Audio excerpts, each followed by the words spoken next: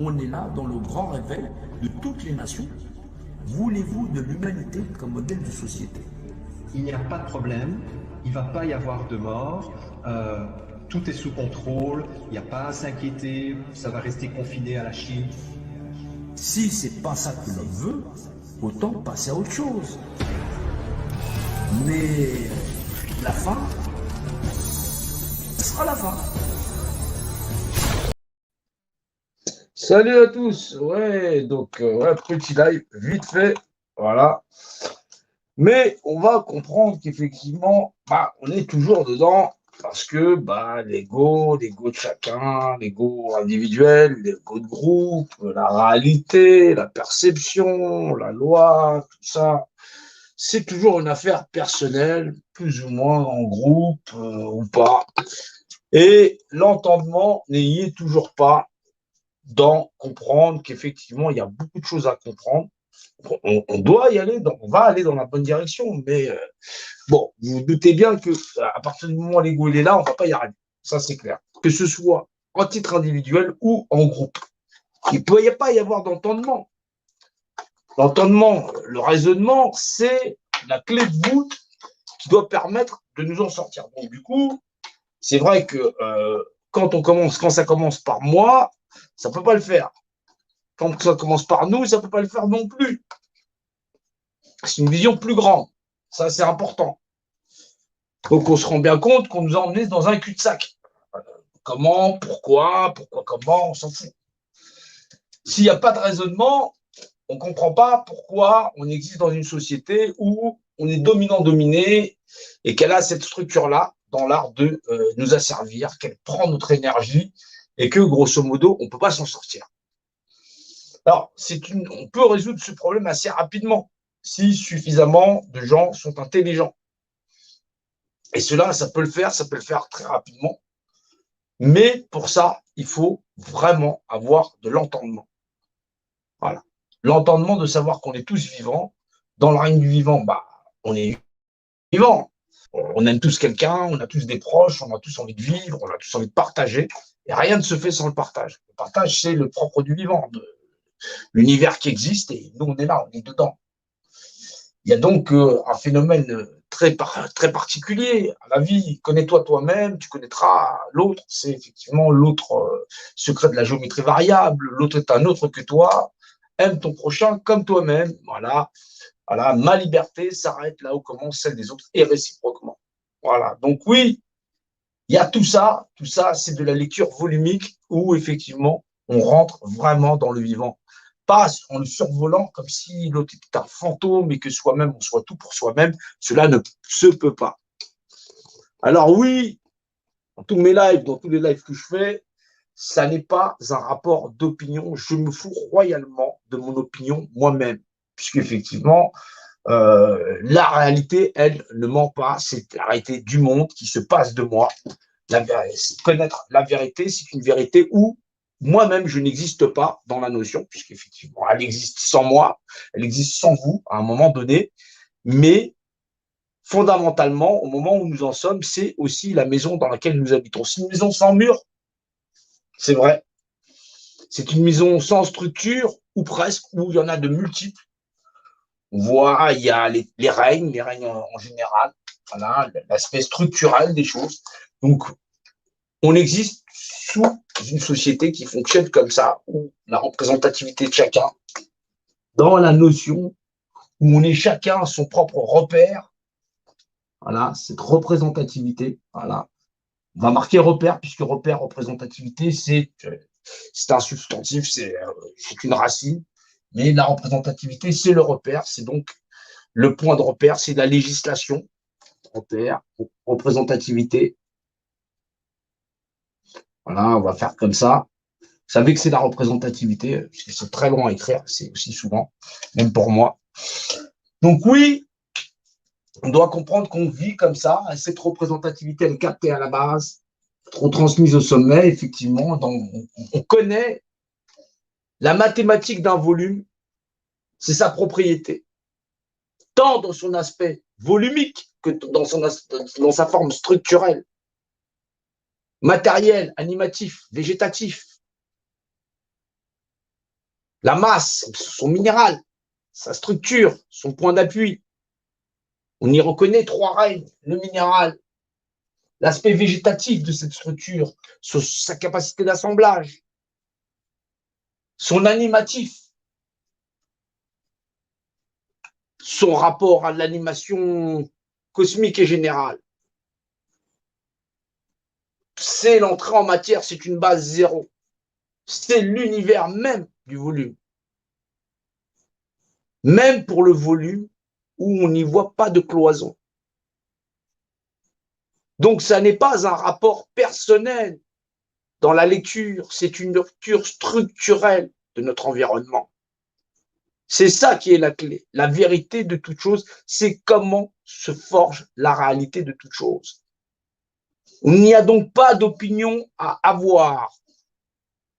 La clé de voûte de sortir de ce phénomène-là découle foncièrement de notre capacité analytique à accepter la vérité, du vivre ensemble, que l'autre en face de moi est un autre moi-même. C'est un combat vis-à-vis de soi, où la raison l'emporte sur la propre raison qu'on possède chacun de soi, et il y va de soi dans l'art, effectivement, de s'affirmer dans la vérité des choses, et non pas dans la vérité du point de repère que nous sommes chacun pour nous-mêmes. Nous vivons dans une grande maison, la vie, où chacun veut être propriétaire de l'aspect structurel de la propriété qui elle-même est le point de repère de tous. Foncièrement, dans la structure, aucun élément de la structure ne peut être la propriété de la structure elle-même, qui par essence est la propriété globale de l'aspect minéral, structurel, c'est-à-dire structurel, cloisonnel, de ce grand univers dans son aspect à la fois végétatif et animatif, animal. Ce n'est donc pas un rapport d'opinion qu'il faut comprendre là, mais bien l'humain que nous sommes à l'intérieur, puisque nous sommes enfermés dans cet aspect animatif, animal, en tant qu'indivision, divisé, sectorisé, affairé à tout un tas de problématiques de nos semblables, à ne pas vouloir percevoir la réalité des choses dans un monde, un univers structuré, régi par une réglementation constitutionnelle qui est la propriété même de sa mathématique dans le langage. Un point de repère pour tout le monde où chacun doit avoir l'entendement. Oui, vous avez des capacités d'apprentissage, vous aurez la possibilité de grandir, vous nourrir, partager cette même humanité, mais c'est un chemin où la revendication dans cette structure afin de ne plus y résider nécessite une compréhension structurelle dans un volume sans cloison, en y comprenant la réglementation. C'est un cheminement, mais il aura fallu plusieurs millénaires pour qu'au moins nous puissions nous asseoir à la même table, partager le pain de la vie, le partager encore et encore, pour en arriver à un entendement où le secret du sac des dieux, tout ce qu'il contient, la définition imagée d'un point de repère dans l'espace, puisse être partagé pour en avoir l'entendement. Si effectivement vous voulez dominer, dominant sur l'ensemble de la création, vous serez dominé, dominé. Il y a un moment donné, on doit arriver à comprendre les mécanismes intrinsèques qui vont ériger effectivement un pouvoir au-delà de notre propre sens de la perception, puisque comme seul point de repère, nous ne prenons que nous-mêmes. Et pourtant, la mathématique est là. Il y a le partage. Il n'y a donc pas d'opinion à avoir, si ce n'est à se conformer à une législation universelle qui régit l'ensemble de toute la création, et non pas ça simplement à croire comme vivant c'est une législation d'ensemble qui régit le volume dans l'espace et dans le temps.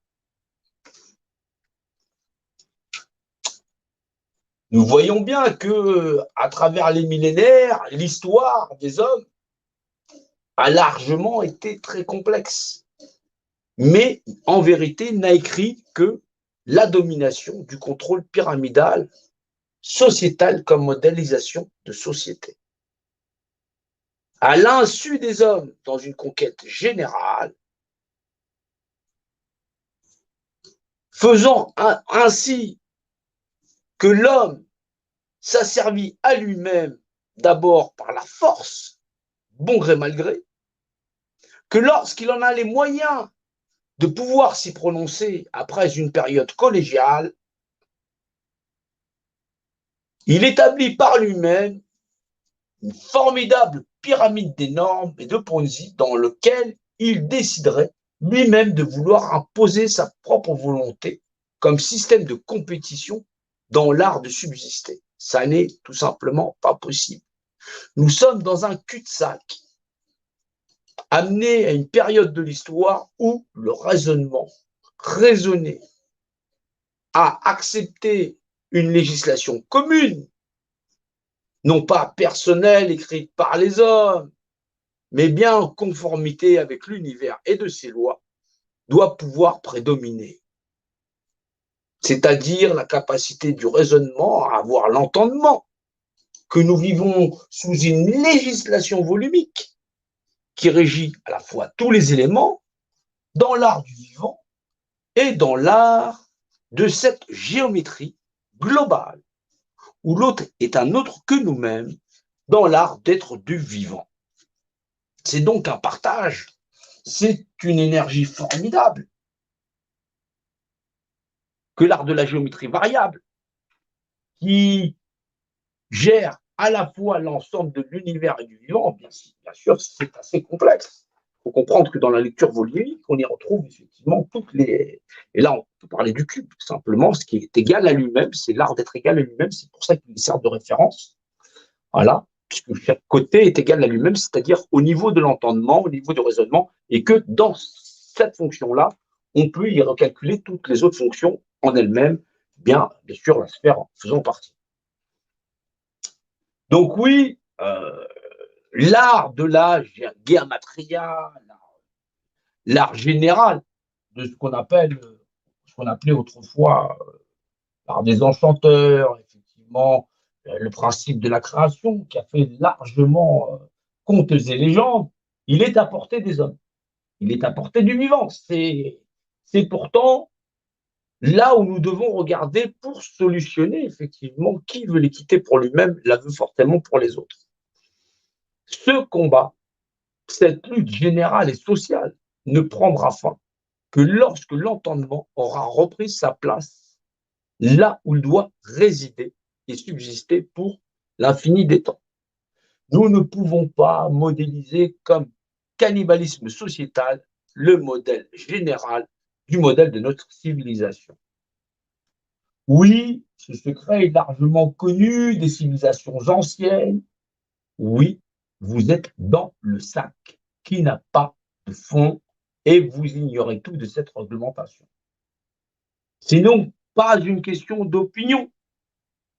La législation volumique englobe l'ensemble de toutes les civilisations, l'ensemble de l'univers et de ses lois. Elles sont de l'ordre de l'infini, l'infiniment petit à l'infiniment grand. C'est une législation volumique qui régit à chaque fois l'ensemble du vivant, de la matière, de l'espace végétatif. Une réglementation générale qui n'a d'origine que l'entendement qu'il a généré dans cette notion du vivant.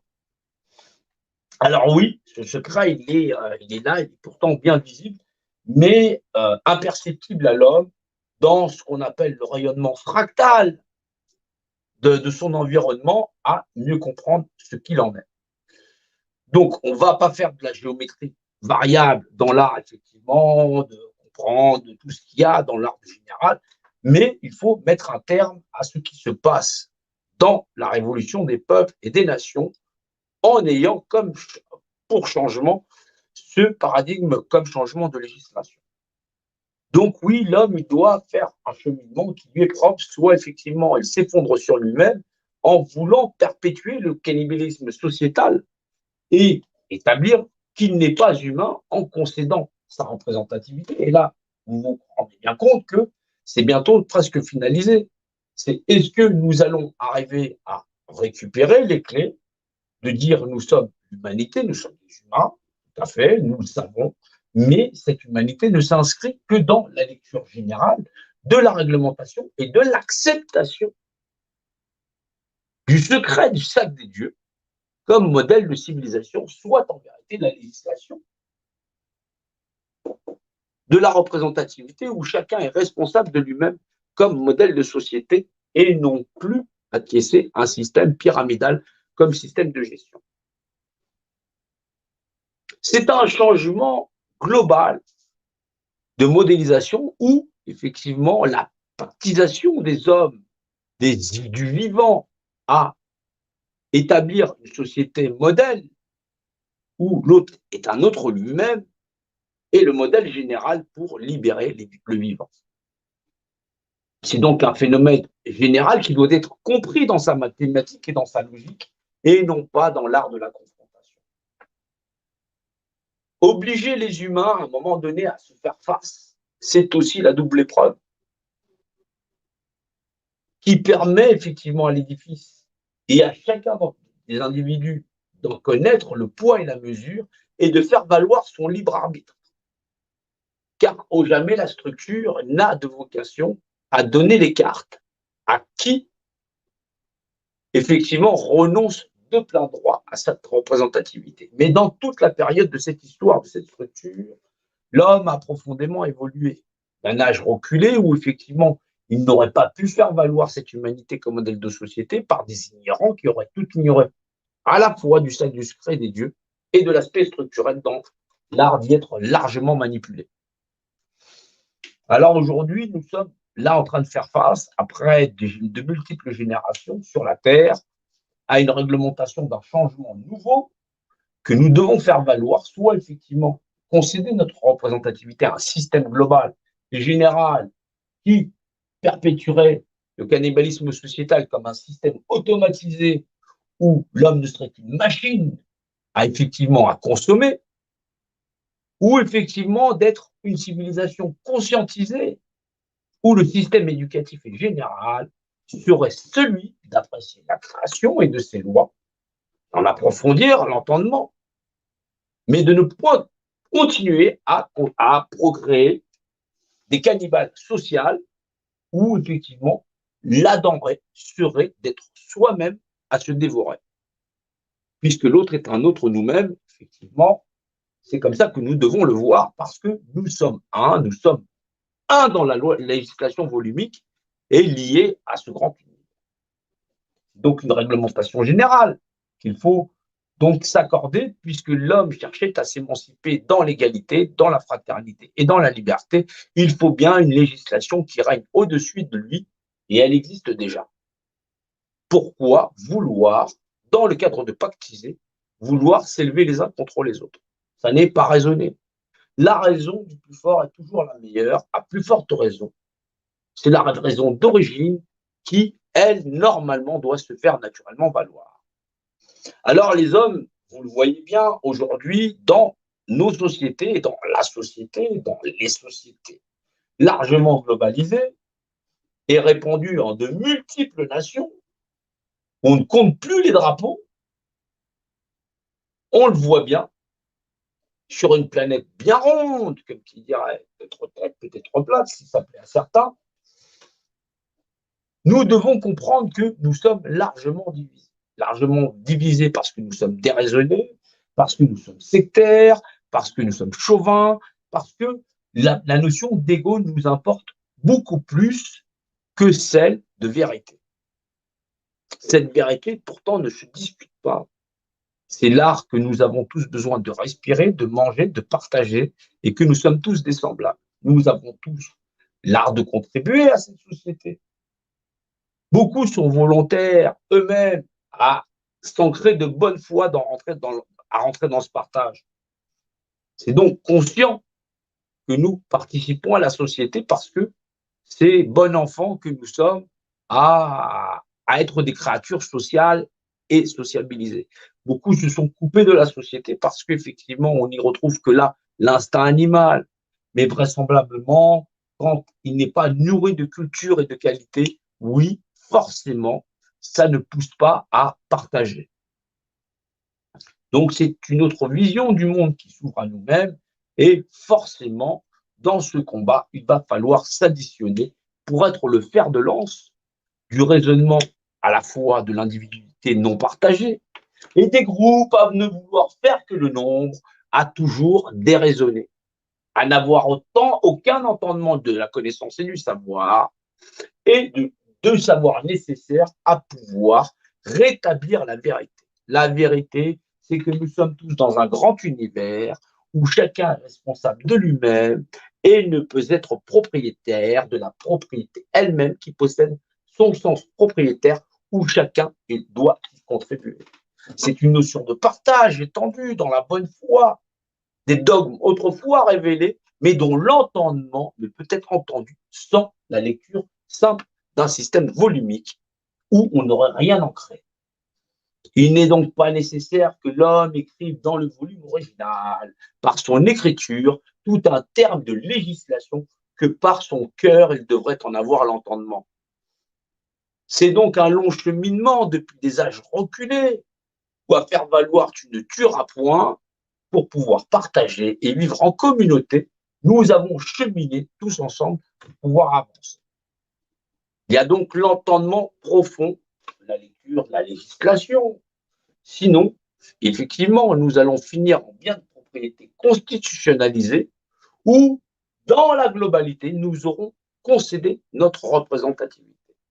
C'est donc comprendre qu'il y a aussi deux destinées possibles dans l'art du bien penser à se réaliser. C'est donc des êtres vivants, conscientisés, à comprendre la réalité, l'univers et de ses lois dans le volume qui ne saurait avoir de frontières, dans l'art d'être parfaitement raisonné sur la notion de point de repère et donc de représentativité.